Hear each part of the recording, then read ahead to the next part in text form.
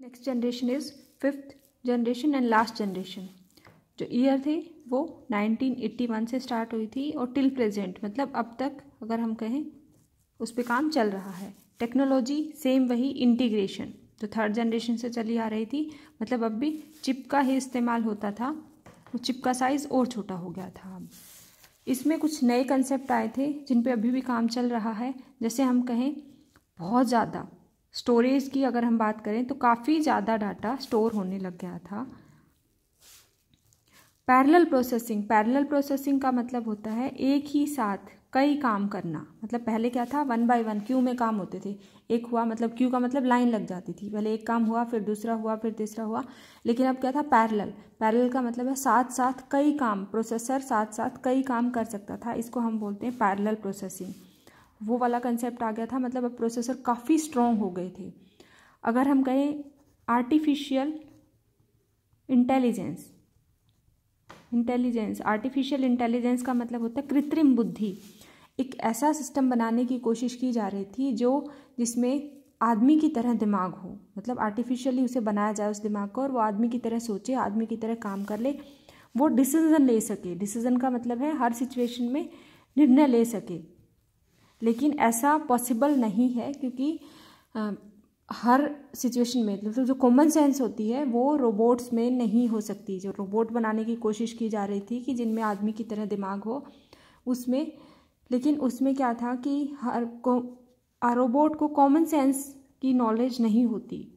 हर situation उसको जैसी programming उसके अंदर की जाएगी वो उसी के अकॉर्डिंग काम करेगा। वो दूसरे काम के बारे में सोच भी नहीं सकता और ना ही उसके बारे में डिसीजन ले सकता है। ये प्रॉब्लम है। 5th जनरेशन में कौन कौन सी नई चीज़ें आई हैं, जो जैसे मैंने बताया, एक तो रोबोट बनाने की कोशिश की जा रही है जो कि खुद से निर्णय ले सके।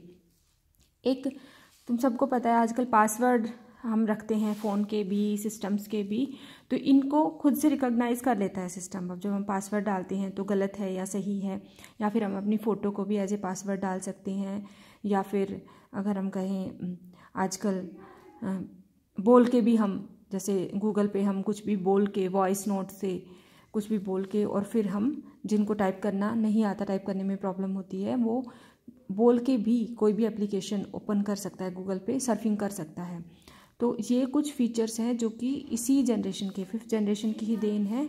जैसे गेम्स हैं, जितने भी गेम्स हैं, या फिर हम कहें आवाज़ को पहचानना, वॉइस रिकॉग्नाइजेशन, या हम कहें कि इमेज, फ़ोटो को पहचानना,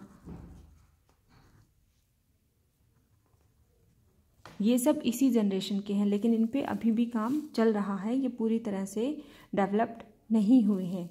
इमेज रिकॉग्नाइजेशन में जैसे फ़ोटो को पहचानने का मतलब, ये जैसे क्राइम ब्रांच में, पुलिस की जो क्राइम ब्रांच होती है उसमें ये स्केच बनाए जाते हैं, और स्केच को फिर किसी भी फ़ोटो से या कोई भी सस्पेक्टेड फ़ोटो है उससे मैच करके देखा जाता है कि ये वो बंदा है या नहीं है।